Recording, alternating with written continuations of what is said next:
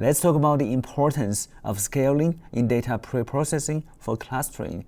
So the first graph is the original data plot. In our last example, do you remember? We cluster in the state capitals by latitude and longitude, and the actual values of the latitude, which is ranging from -90 to +90, and how about the longitude, which is ranging from -180 to +180. So the longitude value has a range which is twice as large as the latitude value, right? Which could result in the distort clustering process just by giving the undue weight to the longitude, right? Because the longitude spans so much larger range than the latitude, which could lead to skewed clustering result. So because the difference between the longitude that we consider is more significant than the differences in the latitude. To address this, data scientists often scale attributes so that they can contribute equally to the analysis. So one common approach is to normalize or standardize the data to have a mean of 0 and a standard deviation of 1. So after we apply the standard scaler, we can get a standard scaled data plot. Both latitude and longitude are transformed to have a mean of 0 and a standard deviation of 1. So this scaling neutralizes the scaling differences, which treating the variation in latitude and longitude with equal importances during the clustering. Another way to scale the data is all values fall between 0 and 1 so that we can get a minimum maximum scaled data plot.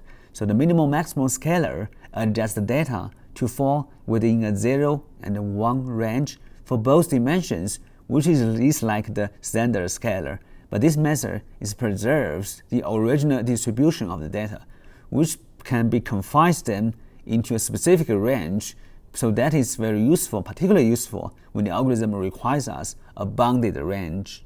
Both scaling methods ensure that each attribute contributes equally to the distance calculations, which is used in clustering algorithm. Thus, we can avoid any biases towards one attribute due to its larger range of values. So this is crucial for accurate clustering results, and that is why scaling is a crucial step in the data preprocessing for clustering algorithms. So scaling in data preprocessing is very important before we apply any clustering algorithm like the Lloyd's. The original data plot shows the relationship between GPA, which ranging from 0 to 4, and the family income, which ranging from $20,000 to $100,000. So we can observe a wide disparity in this range of these attributes. The income scale vastly overshadows the GPA scale, which could potentially lead to biased or misleading result in this data analysis. Well, the balance across the features is crucial.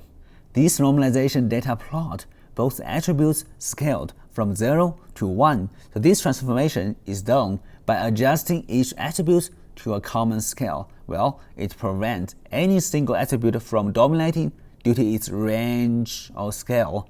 So now both GPA and family income contribute equally to any analysis, which is ensuring a more balanced and fair comparison or computation.